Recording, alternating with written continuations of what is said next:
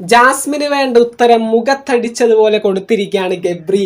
റസ്മിനെ സാക്ഷി നിർത്തിക്കൊണ്ട് Jasmine Gabri combo ഇവിടെ വെച്ച് ഇങ്ങനെ അവസാനിക്കുകയാണ്. ബിഗ് ബോസ് മലയാളം സീസൺ 6 ഒരു ബിഗ് ബ്രേക്കിംഗ് പ്രമോ ഇന്നലെ പാതിരാത്രിക്ക് വന്നിട്ടുണ്ടായിരുന്നു. ആ ഒരു പ്രമോയില് വ്യക്തമായിട്ട് നമുക്ക് മനസ്സിലാകും ജാസ്മിൻ ഗബ്രി ബന്ധം ഇനി ബിഗ് ബോസ് ഹൗസിൽ ഇല്ല എന്നുള്ള കാര്യം.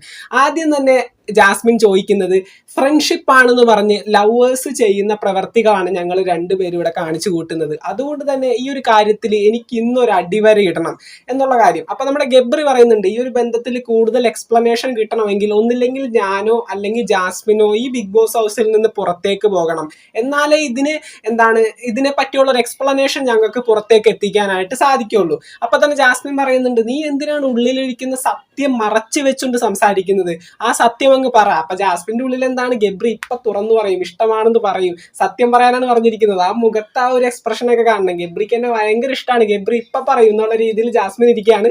ഈ ഒരു സമയത്ത് ഗബ്രി പറയുന്നു ഞാൻ എന്ത് സത്യമാണ് നിന്നോട് പറയേണ്ടത്. അങ്ങനെ ചോദിച്ചപ്പോൾ അടിയായി പോയി. അപ്പൊ തന്നെ ജാസ്മിൻ വിചാരിച്ചു ഞാൻ പറയാന്നാ, ഞാൻ പറഞ്ഞിട്ട് അവനെ കൊണ്ട് പറയിക്കാം. അങ്ങനെ നമ്മുടെ റസ്മിനോട് പറയാണ് എനിക്ക് ഇവനെ ഭയങ്കര ഇഷ്ടമാണ്. അപ്പൊ തന്നെ ഗബ്രി പറയാണ് എനിക്ക് ജാസ്മിനെ ഇഷ്ടമായിരിക്കാം, പക്ഷേ ഇവളായിട്ടൊരു റിലേഷൻഷിപ്പിൽ വരാനോ പ്രേമിച്ച് നടക്കാനോ കല്യാണം കഴിക്കാനോ ഒന്നും എനിക്ക് സാധിക്കില്ല. മുഖത്തടിച്ചതുപോലെ പോയി. അപ്പൊ തന്നെ ജാസ്മിന്റെ മുഖം മാറിയ മാറ്റം ഒന്ന് കാണണം. നിങ്ങൾ ഒരു പ്രമോ കണ്ടവരാണെങ്കിൽ മനസ്സിലായി കാണും.